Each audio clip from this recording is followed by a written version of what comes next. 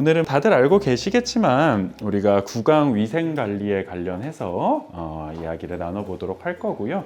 총 3가지 맥락을 가지고 있다고 생각하시면 될 것 같아요. 첫 번째로는 일단은 우리가 구강위생을 왜 관리를 해야 되는가에 대한 거 정말 기본적이지만 중요한 부분들을 한번 배워보도록 할 거고요. 두 번째로는 그러면 어떻게 우리가 구강관리 할 수 있을까? 아까도 질문을 주셨지만 집에서 다들 양치 열심히 하시기 때문에 여기 와 계실 거예요. 그만큼 관심이 많으실 거고, 그런데 분명히 어려움이 있으실 거거든요. 그 부분들에 대해서 한번 궁금증을 해결할 수 있는 두 번째 시간을 가져보도록 하고, 마지막으로는 우리가 그럼 동물 치과에서는 어떤 부분들을 조금 집에서와 다른 치료를 받을 수 있고 어떤 중요점이 있을까? 이렇게 3가지 맥락에서 알아보도록 하겠습니다. 첫 번째로 일단은 이빨에 대한 얘기를 나누려면 이빨 상태를 먼저 알 수 있어야 될 것 같아요. 보호자님들 혹시 여기서 집에서 우리 애기 이빨 난 잘 볼 수 있다 이런 분 있으세요? 손 한번 들어보실까요? 어려우세요? 양치 다 하시죠? 앞에만 허락해 주는 데만.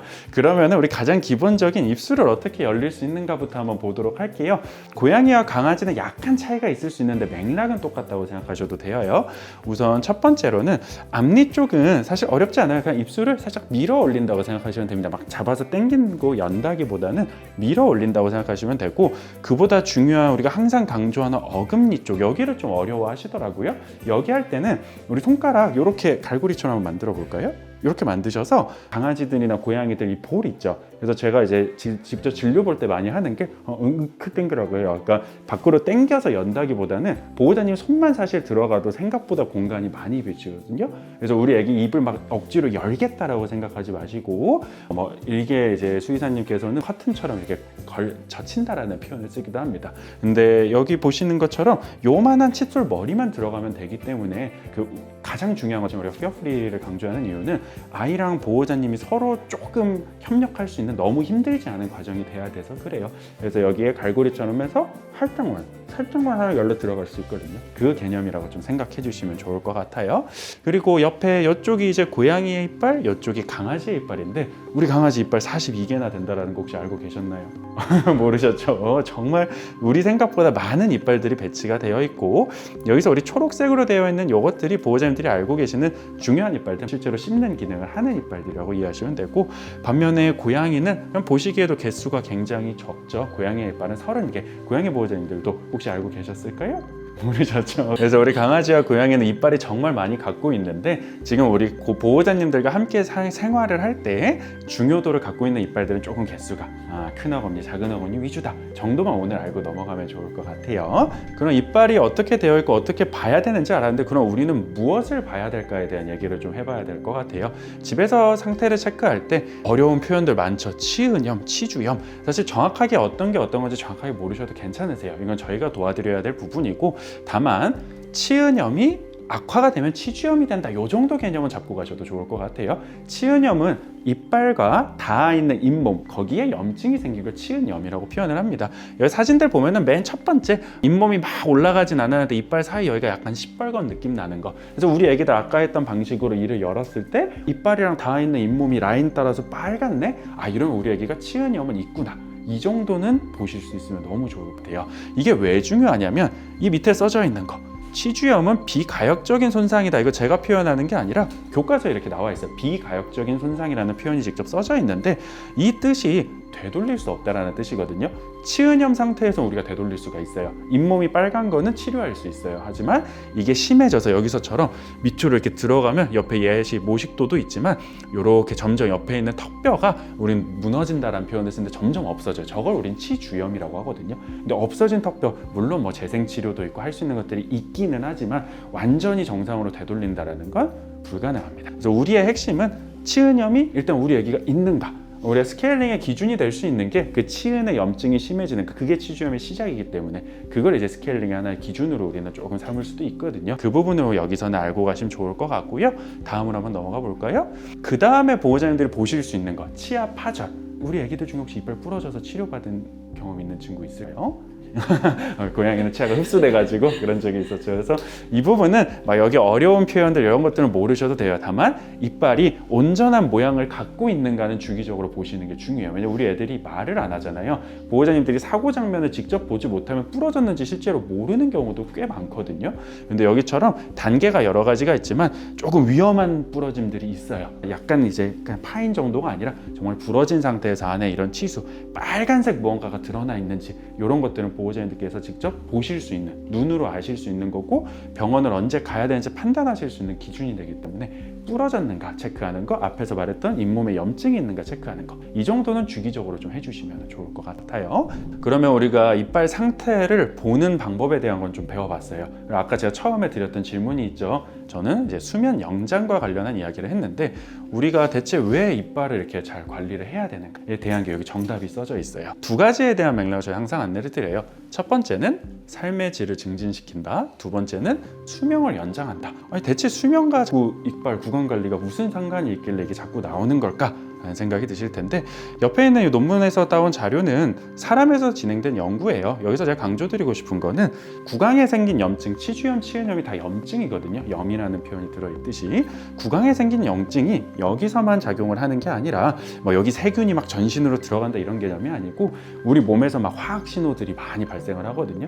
만성적인 염증은 전신의 염증성 반응을 유발할 수 있다는 연구가 정말 많이 사람에서 특히 그렇기 때문에 구강 관리와 수명과 연장, 전신의 진짜 건강한 삶과 밀접한 연관이 있다고 저희가 안내를 드립니다. 여기 써져 있는 것들 중에 보호자님들 많이 알고 계시는 막 질환들이 보이실 거예요. 심장병, 심내막염, 만성 췌장염, 아까 막 이물 먹고 이런 친구도 췌장 관련된 염증 관련 얘기도 많이 하고 염증성 장질환은 요새 만성 염증성 장병증으로 이름이 바뀌기는 했는데 IBD, 고양이 보호자님들도 많이 알고 계시죠? 이런 전신의 염증성 질환들이 실제로 이건 강아지 고양이에서 정말 치주염과 연관돼서 많이 발생하는 질환들을 저희가 적어 놓은 거거든요. 이런 영향을 미칠 수 있다는 거 정도는 알고 가시면 좋을 것 같아요. 아까도 말씀드렸지만 아직 동물에서는 그 정도로 막 많은 연구들이 진행되어 있지는 않아요. 그래서 저희가 사람 쪽 기준을 많이 갖고 와서 연구 자료를 사용을 하는데 치주염이 있는 사람과 없는 사람은 사망과 관련된 위험성이 46% 정도 차이가 난다라고 알려져 있고 심혈관 관련된 거 암 사망률은 47%, 38% 차이가 있다라는 거. 이거는 이제 메타 아날리시스라고 해서 같은 주제를 가지고 정말 많은 분량, 여기 써져 있지만 570만 명 이상의 이제 연구가 진행된 게 이런 결과를 가졌더라. 아래 뭐 코호트 연구 이런 것도 다른 연구들도 굉장히 많이 있다라는 거. 그래서 이런 걸 기반 삼아서 저희가 전신 관리, 건강한 삶을 위해서는 치주 질환 관리가 필요하다. 이 정도만 아시면 좋을 것 같아요. 그 다음 아까 수면 영장 말고 삶의 질을 더 나아지게 한다라는 표현을 썼어요. 보호자님도 혹시 치통으로 치료받아 보시면 다 있으실 거예요. 우리 치과 가는 거 우리도 무섭잖아요. 왜 그러냐면 일단 첫째는 아파서예요. 이빨 질환들의 치료 원칙의 1번 중 하나가 통증입니다. 아프기 때문에 해결을 해줘야 되는 거예요. 근데 더더욱 더 어려운 거는 여기 혹시 턱이 부러져서 온 아이도 밥을 잘 먹으니 아파하지 않는다도 되고 이거 제가 직접 진료를 본 경험이거든요. 아이가 턱이 부러져서 병원에 왔어요. 엑스레이 찍었더니 부러져 있어요. 치료해야 되는데 보호자님들께서 문진을 하는 과정 중에 말씀하시는 게 아파하지 않는다는 표현을 실제로 씁니다. 아까 보여드린 것처럼 이빨 부러져 있는 상태로 오는 아이들 우리가 생각을 했을 때 어디 금방 가도 치통이 엄청 나잖아요. 우린 병원 바로 뛰어가잖아요. 근데 아파하지 않는다는 표현을 쓰세요. 그 이유들 중 하나가 그만큼 알아차리기가 힘들어요. 아이들이 구강이 아프다는 거. 밥을 안 먹을 수준, 침을 흘릴 수준이면 정말 진행이 많이 되고 진짜 애가 그 통증을 못 참는 순간이 와야 보호자님들이 느끼시거든요.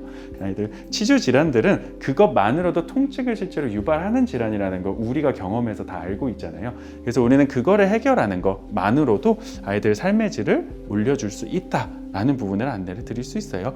제가 가장 많이 듣는 질문 중 하나가 치과를 전문 진료를 보다 보니까 이빨 뽑고 나면 대체 밥은 어떻게 먹냐, 우리 애기 이빨 뽑으면 일상생활을 어떻게 하냐, 이런 질문 많이 하세요. 제가 거기서 자신 있게 항상 대답하는 부분이 무조건 치료하기 전보다 지금보다는 먹기 편할 거고 잘 먹을 거다라는 표현을 자신 있게 얘기를 드립니다. 왜냐하면 갖고 있는 것만으로도 지금 아파가지고 병원에 오신 거기 때문이에요. 그래서 우리가 치과 쪽 치료를 하는 거의 이유의 1번은 통증이다라는 거를 꼭 기억하셨으면 좋겠어요. 치료를 통해서 통증을 없애주는 게 우리의 가장 중요한 목표 중 하나. 기억해 주시고 다음으로 한번 볼게요.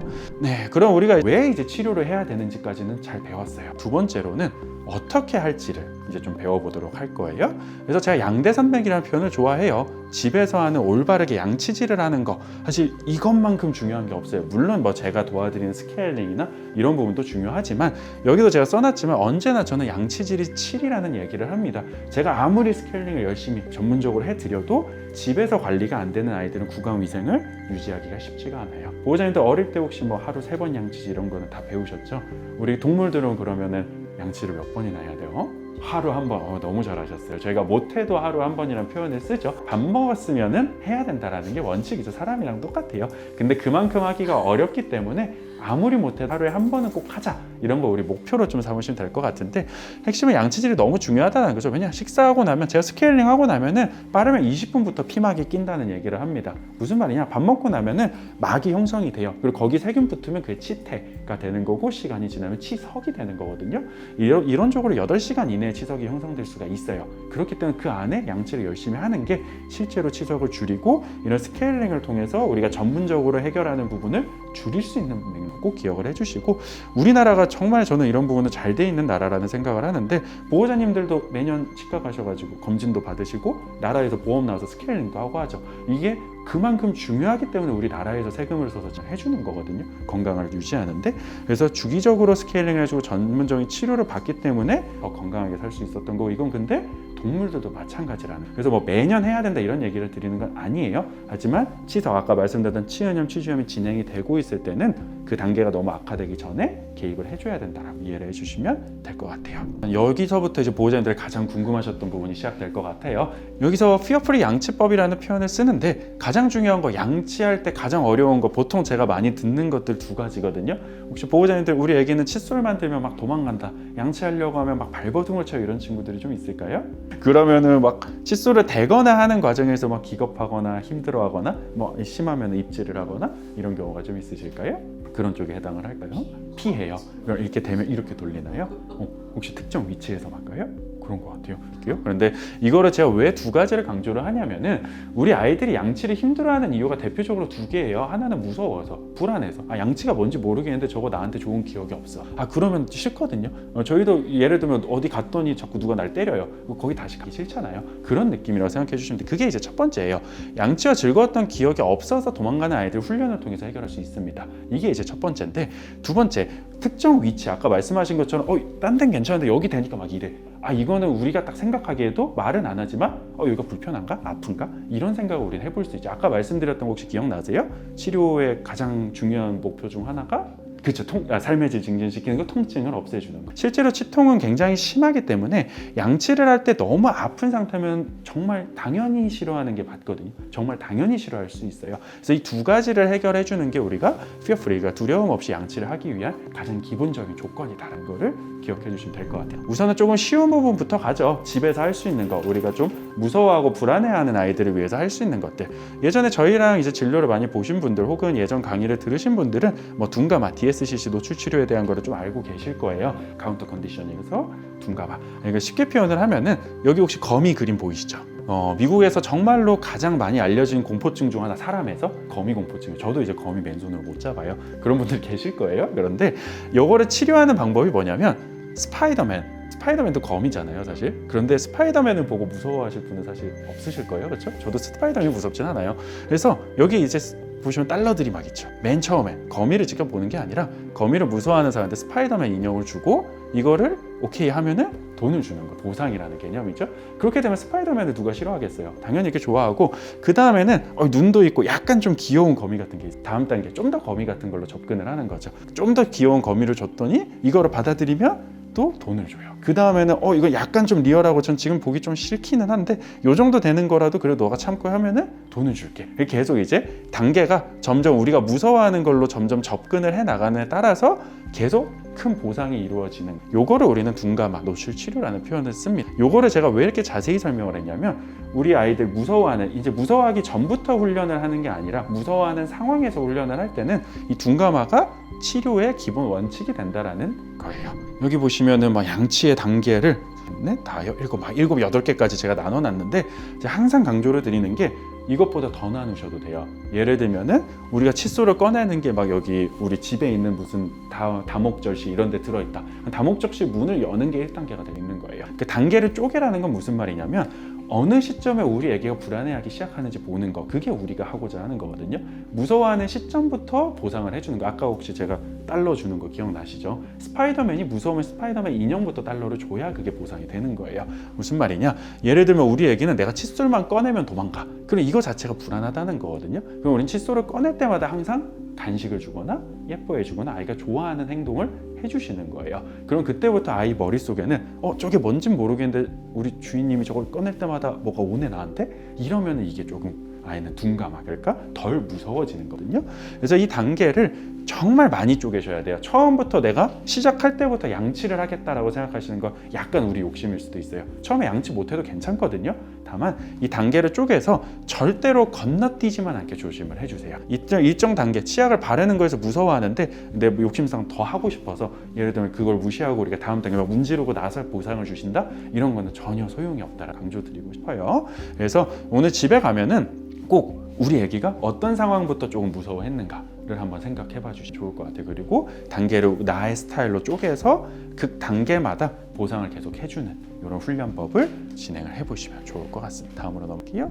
네, 우리가 이제 신뢰에 대한 얘기를 할 수밖에 없는 게 이 전 단계 마지막 한번 여기 아래 써져 있듯이 아까도 처음에 얘기를 드린 것처럼 우리는 협력을 해야 된다고 해요. 전문적인 용어로 협력적 케어라는 표현을 쓰는데 우리 애와 보호자님이 애기가 허락해 줄 수 있는 선에서 같이 하는 거예요. 그러니까 양치질이라는 거 우리가 피할 수는 없는 거기 때문에 근데 아이가 양치질을 막 좋아하게 되는 거 사실은요. 싫은데 이 정도면 내가 참아줄게. 왜냐? 참아주니까 너가 나한테 보상 주니까. 애기들 입장에서는 그런 느낌이거든요.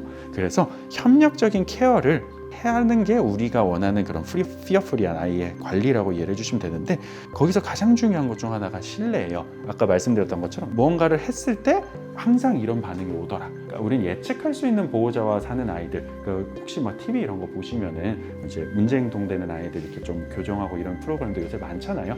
거기서 좀 중요하게 말하는 것들 하나 혹시 들어보셨을지 모르겠는데 보호자의 행동이 예측이 안 되면 애들 불안도가 정말 많이 증가하거든요.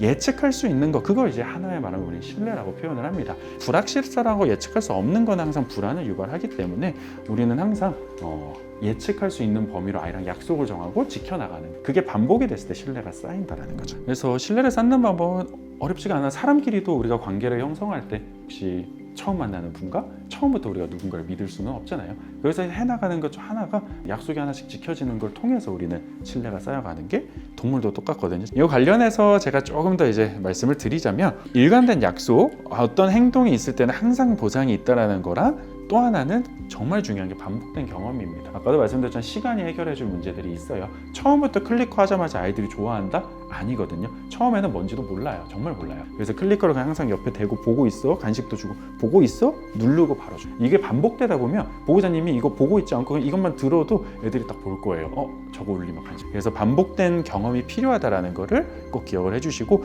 그래서 이런 훈련이라는 게 막 우리 애기를 뭘 하게 만들고 이렇게 생각 안 하셨으면 좋겠어요. 훈련이라는 게 우리 애기랑 소통하는 거다. 대화하는 거다. 우리가 말이 안 통하니까 우리 강아지의 그런 걸 이렇게 할 수는 없잖아요. 그러니까 이걸 통해서 언어적인 약속을 정한다 라고 이해해 주시면 좋을 것 같아요. 방금 제가 한 얘기가 또 나왔네요. 훈련이 아니라 대화라는 거다. 제가 항상 강조를 드리는 게 강아지랑 대화하는 방식, 언어가 우리가 한국어라는 거 외국어라는 거 다 그냥 약속이거든요. 강아지와 고양이와 우리가 약속을 정하는 시간 이해를 해주시고 아까 나왔던 뭐 긍정 강화라던가 카운터 컨디션이 이게 아까 말했던 둔감화 같은 부분이거든요. 가장 중요한 건 보상과 무언가 연관이 됐을 때 우리 애들은 그거를 좀 긍정적으로 생각할 수 있고 그 행동 자체가 강화가 될 수 있다. 이게 우리가 기본적으로 얘기하는 긍정 강화라는 거다. 이해해 주시면 좋을 것 같아요. 네, 이제 오래 기다리셨어요. 양치하는 방법 배우고 싶어서 오셨죠. 그렇죠? 양치하는 방법에 대한 거 일단 첫 번째 과정 우리 칫솔을 어떻게 잡을까부터 한번 말씀 나눠보도록 할게요. 보호자님들 혹시 난 칫솔 이렇게 잡아요. 이렇게 잡으시는 분 계실까요? 사람 양치할 때 이렇게? 이렇게 잡으세요. 그러면은 난 이렇게 잡아요. 뭐 볼펜 쓸 때? 그렇게 잡으시는 것 같아요? 아니면 난 거꾸로 이렇게 잡아요. 이런 보시겠죠? 네, 좋아요. 그래서 제가 뭐 여기도 사진이 나와 있긴 하지만 저희가 권장하는 방식은 펜그립입니다. 펜그립이라는 거는 우리 볼펜 쓰듯이 이렇게 잡지 말란 뜻이 아니에요. 근데 이게 좀 더 편하더라라는 거 이해를 해주시면 돼요. 이건 사실 중요한 건 아니에요.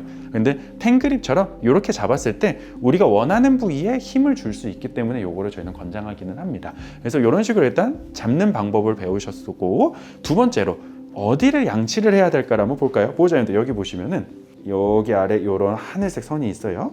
여기 숫자가 써져 있는 동그라미가 있어요. 이걸 1번과 2번이라고 했을 때 우리는 어디를 좀 더 닦고 싶게 생기셨어요? 1번.